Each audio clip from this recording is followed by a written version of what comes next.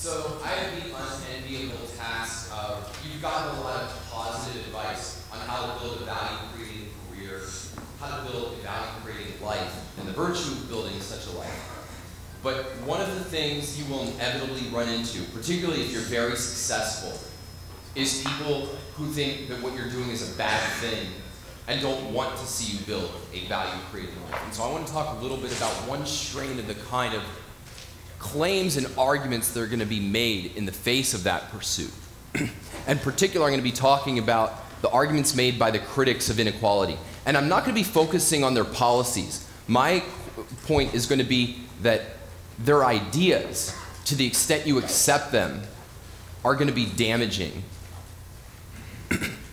So, just to set some context here, in a free society, inevitably there's going to be immense inequality, right? Because people produce vastly different amounts of wealth. Like, my wife is a teacher and does something very productive and is very valuable to, say, 30 or 40 students a year, but it's only 30 or 40 students a year, right?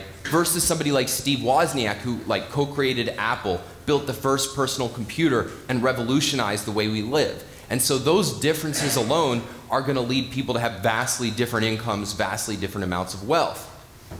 And so how can you equalize then? What's required to equalize somebody like Steve Wozniak, my wife, and say the bum on the street who doesn't even want to work? Well, the only thing you can do is use force, have the government use force to cut down the people at the top and to prop up the people at the bottom.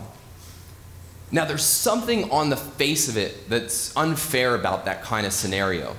There's something, certainly Americans view that with skepticism, the idea that you're going to punish people for being successful.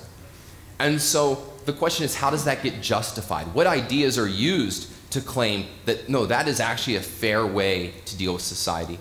And I'm going to talk about two of their major arguments. And philosophically, the critics of inequality are called egalitarians.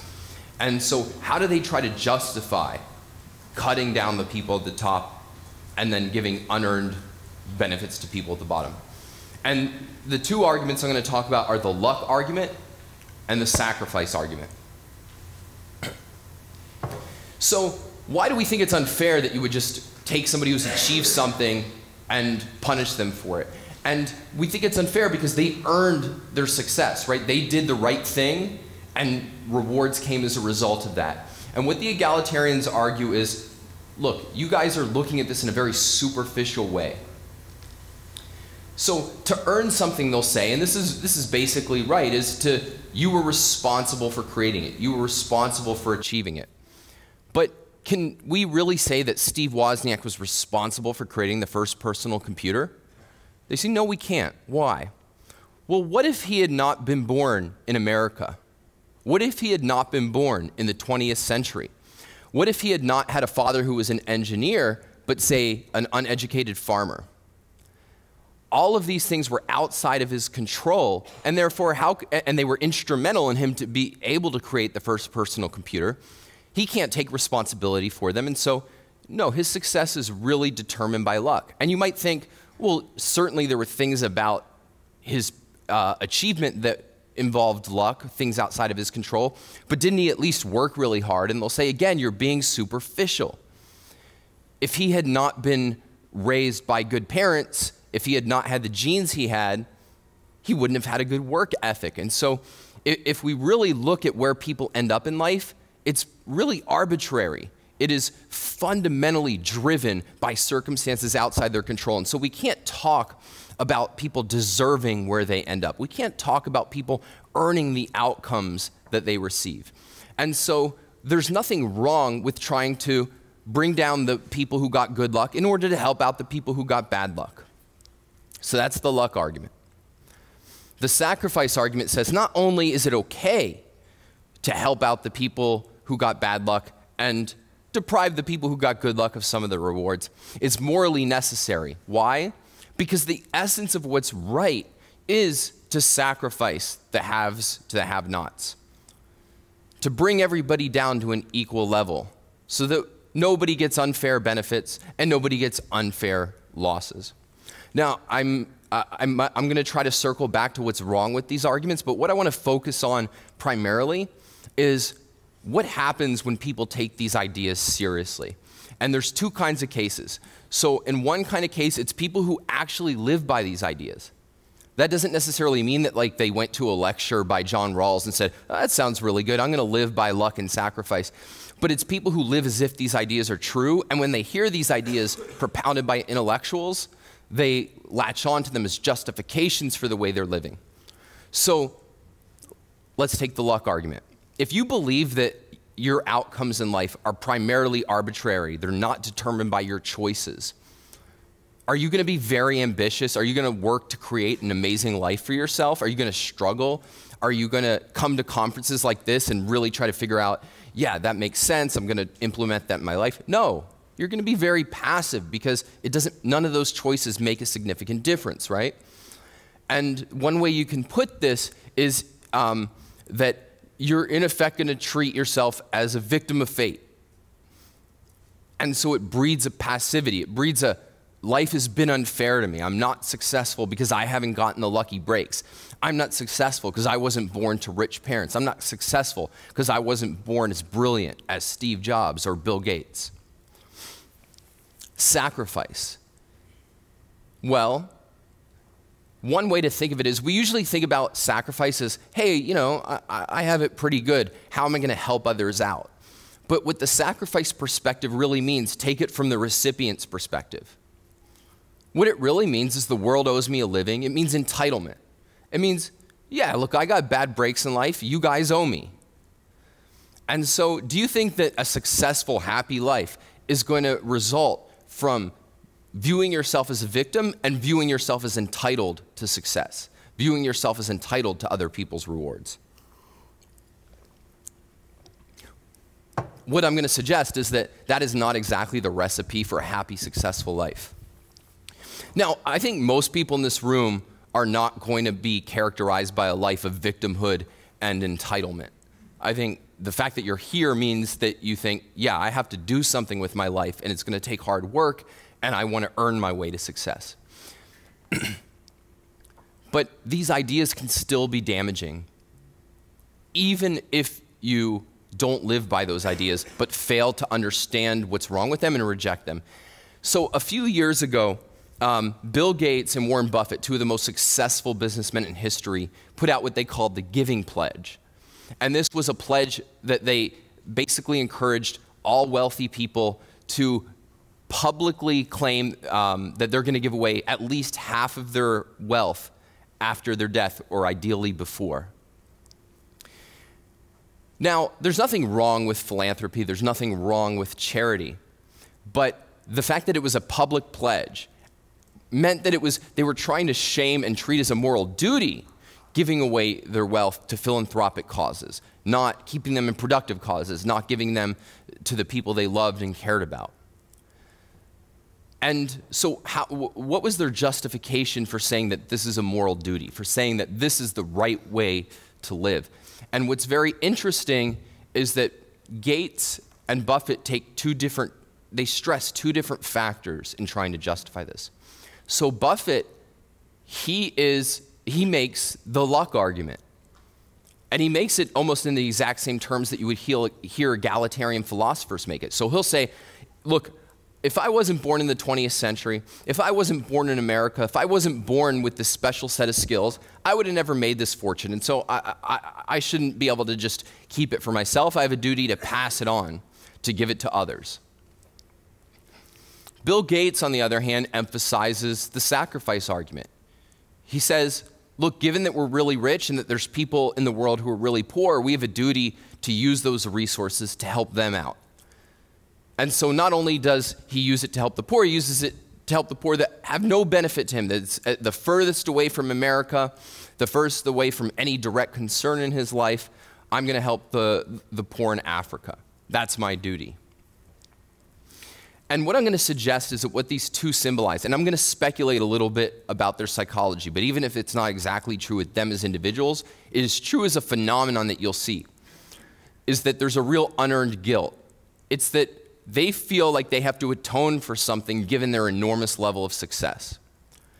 And what I'm suggesting is that that view of yourself is very damaging.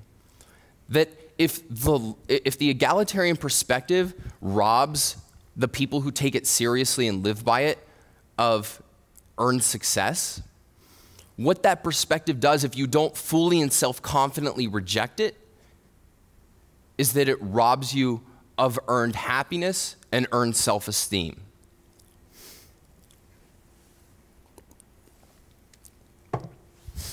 So Ayn Rand names 3 cardinal values that are going to be a component of a happy, fulfilling life: reason, purpose, and self-esteem. And we've talked a lot in this conference about purpose, about setting goals for your life and setting an overarching goal for your life that everything adds up to. And about reason is the thing that powers the pursuit of that overarching goal. Self-esteem is a critical component as well. And Ayn Rand says that it consists of 2 core components: that I'm competent or able to live, and that I'm deserving of happiness. And that you need this to be able to have a happy life. You need to think, yes, I'm in control of my life. I can do something with my life. I can achieve my goals.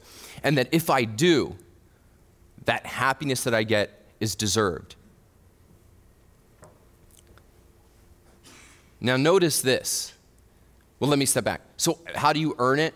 How do you earn self-esteem? Well, it's precisely by living a value-creating life. It's by saying, why am I competent to live? Because I use my mind to govern my way through life.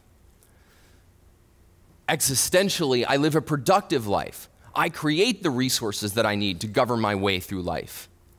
And why am I worthy of happiness? Because this is the right thing to do. That is what it means to be a good person, and that's what I've done.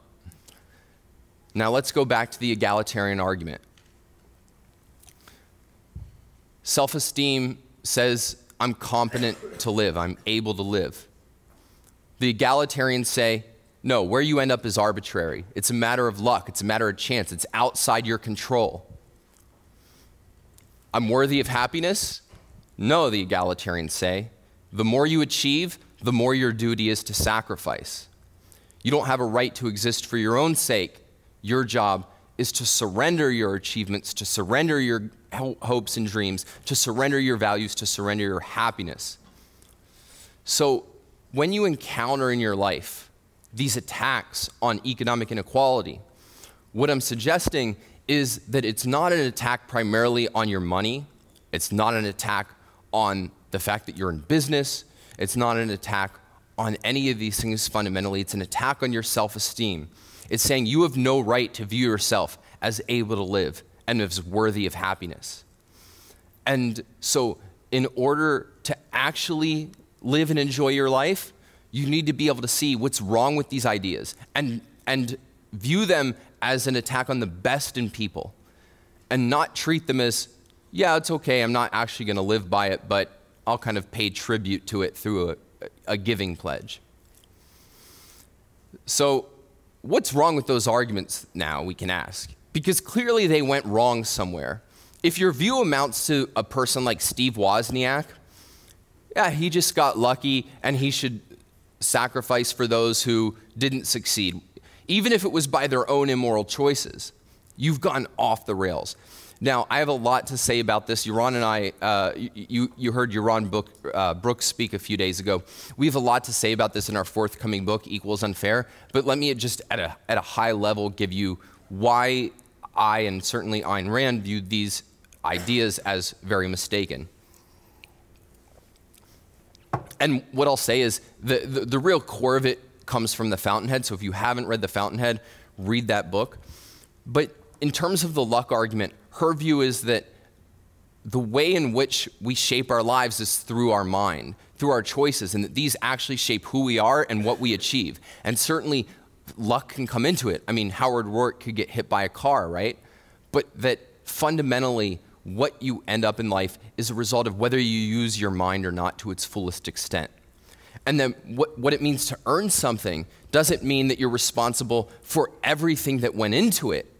It means that you used whatever your circumstances and resources were to move it forward. And so, for instance, somebody like Warren Buffett, it's irrelevant that he didn't choose his brain, or he didn't choose to be born in America or something like that. Those aren't the kinds of things that can be chosen or earned. It's that he used what he had in order to build an enormously successful investing business. That's what it means to earn something. It means to take the given, that which is not open to your choice, and make the choices that build something, that create something. And as far as sacrifice goes, the only reason that that is even plausible to people is because they've been offered a deadly false alternative. That is, either the haves sacrifice to the have-nots, or vice versa. It's only an alternative of either I'm taking advantage of other people or they take advantage of me. But what's one of the themes of this conference is trade. The morality of dealing with people as independent equals. And when you do that, it becomes very implausible that you should be sacrificing. Like if we don't have to have a relationship where one person wins and one person loses, if we can have a relationship of win-win where everybody gains, then there's at least a very deep question of, well, so then why, if I've succeeded wildly by creating values and trading them with others through win-win relationships, why should I then have to give up something? Why should I have to give back when I didn't take? And so the bottom line that I want to leave you with is that you're going to encounter really pernicious attacks on the best within you, your desire to make something of your life, and that you should take those attacks seriously and not treat them as, oh, those are just ideas. That's just theory. That's just something I'll appease on the side and it won't cost me that much. Because what it really does is undermine your ability to make the most of your life, of other people to make the most of their lives, and to enjoy what they've achieved trying to make the most of their lives. So if we have any more time, which I have no clue about, I'll take questions. 2 minutes. 2 minutes, all right. I need a question that does not involve a 2-minute preamble. Yes. Thanks, Don. What would you say was the most challenging piece of data or argument? Let's be specific. We go to Piketty's book. What was the most challenging piece of data there that you found to kind of work your argument? So the question is, in dealing with the inequality argument, what was the most challenging argument? So I'll put it in more broad terms. The most challenging point is that many of the problems they point to are real, sometimes exaggerated, but many of the problems that the critics of inequality point to are real. But what they do is they misidentify the cause. So in our view, there is an inequality problem in the United States, but it's not economic inequality, it's political inequality. So political equality, if you go back to the Enlightenment, where did this ideal of equality come from? You had thinkers like Locke who were dealing with an aristocracy, with kings and so on, and going, where did they get the right to rule others? Where did they get this extra power where they're the rulers and we're the ruled? And they said, no, there's no such thing. We are each creatures who are able to live our lives by reason, and given that we're all creatures of reason, we are equals in that sense. And so what you need government for is not to have the ruled lord over other people. What you need is a delegated power that protects everybody's equal rights, treats everybody the same, rich or poor, man or woman, black or white. And what happens in such a society is that you get enormous opportunity, enormous wealth, you get the American dream. Today, that is dying in many ways, and some of the things that are happening today do increase economic inequality. But it's not the economic inequality that is the problem. It is the political inequality. That is, some people get special privileges, whether it's bailouts, whether it's handouts, and handouts to the rich, the poor, the middle class, everybody in between, or whether it's special burdens and special punishments, whether it's the enormous regulatory state that keeps people from innovating, from creating, from rising out of poverty. And so the basic challenge was, yes, many of their complaints have the ring of truth because they're pointing to a true phenomenon, but they're completely misidentifying what causes that phenomenon, and they're completely misidentifying what the solution is. So Piketty's solution to everything is, hey, let's just tax the rich 80% with their income. Whatever they happen to have left over after that, let's tax it at 5 or 10% a year. And then anything that's left over after that that they want to leave to the people they love, let's tax that at 80%. And this is going to make the American dream come true. I mean, it's complete ridiculousness when you put it that way, but to many people, they're looking around and going, this is not the America that America used to be. And so our challenge was to help them see, you're right in many ways, but you're totally wrong for the reason why, and you're totally wrong about the solution. Thanks.